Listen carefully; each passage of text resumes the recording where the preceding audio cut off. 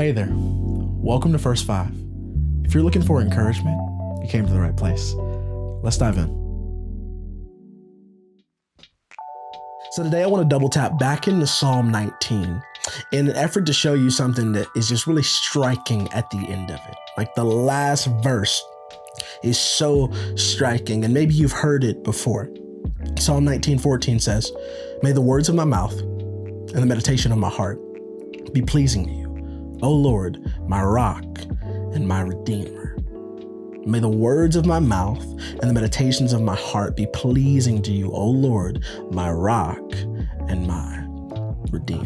Now, maybe you've heard this before. This is a verse that pastor types love to use right before they preach, right before they give their talk and they give their message to a group of people, mainly because they're asking for, it's a prayer that they pray. They're asking for the Lord to allow the words of their mouth, the things that they say, and the meditations of their heart to be acceptable to God. Like, God, would you accept this as worship? Would this be pleasing to you, what I'm about to say, the message that I'm about to deliver? I've even said it before I preach, and I've prayed it privately. But the beautiful thing is that this verse is not simply for the stage, it's for your life. Like, this verse is not simply for the stage, it's for your life. Why? Because your words matter and your thoughts matter. We've actually talked about this concept before, but I want to hit it again today, that you would understand that the words that you say about other people, the words that you say about yourself, the words that you say about God matter. Truly. Let's start with other people. Like, are your words gracious? Are your words gracious, as the scriptures would say? Are your words seasoned with salt, as the scriptures would say? Are your words honoring to other people, to the image of God and other people around you? The Bible tells us to love the Lord your God and love your neighbor as yourself. That those are two of the greatest commandments. That's what Jesus says. And so why is it often that we don't have a great love of neighbor delivered through our speech? That it's clear that we don't love our neighbors as well as we should based off of what we say. Maybe that's something you can evaluate today. Lord, how can my speech toward others be better? I'm not talking about people pleasing. I'm talking about God pleasing. How can my speech toward other people be honoring to you, God, and honoring of the image of God in other people? And then let's talk about yourself, because I think you might think, well, I don't tear down other people, but how often are you tearing down yourself? How often are you using words that are inflammatory to self, that are only decreasing your self-esteem? How often are you using words like, I'm not smart enough, I'm not good enough, I'm not pretty enough, I'm not interesting enough, I'm not talented enough? How often are you tearing down yourself, tearing down the image of God? Because again, you've been created in the image of God. And so when you begin to embrace negative self-talk, you are deconstructing, destroying the image of God, at least in your own mind and your own heart and your own life.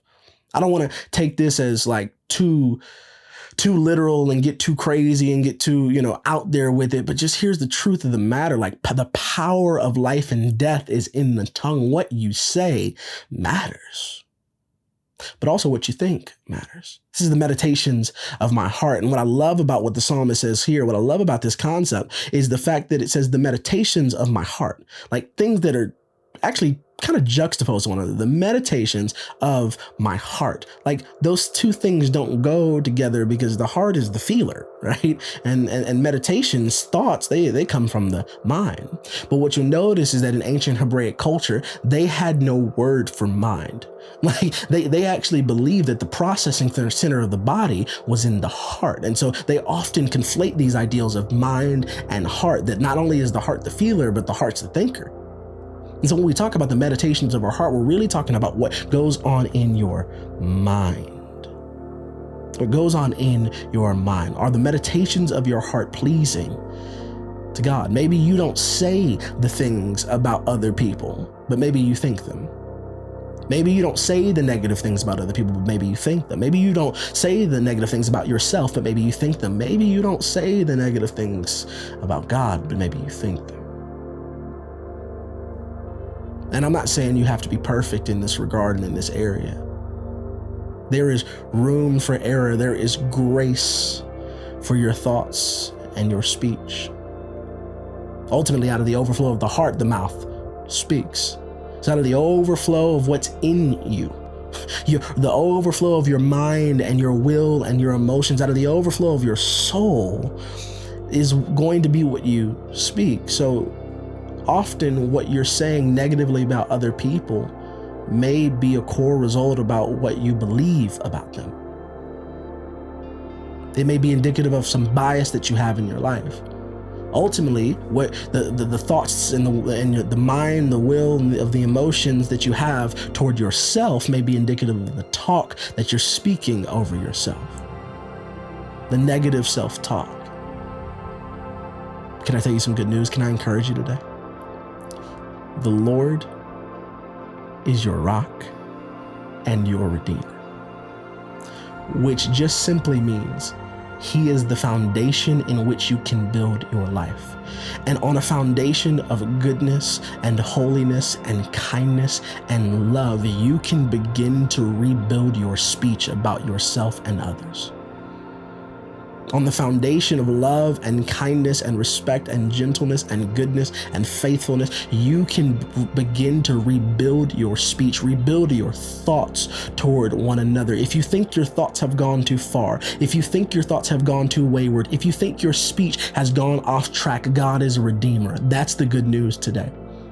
Is that the power of the sacrifice of Jesus, your thoughts and your speech have an opportunity to be redeemed, to be transformed by the renewing of your mind. And how do you renew your mind? By trusting, by dwelling with God, by trusting in God and dwelling with God. Time spent with God helps to renew the mind, renew the meditations of the heart, so that out of the overflow of the heart, the mouth will speak. The mouth will speak positive. The mouth will speak life and not death. The mouth will speak blessings and not curses over yourself and over other people.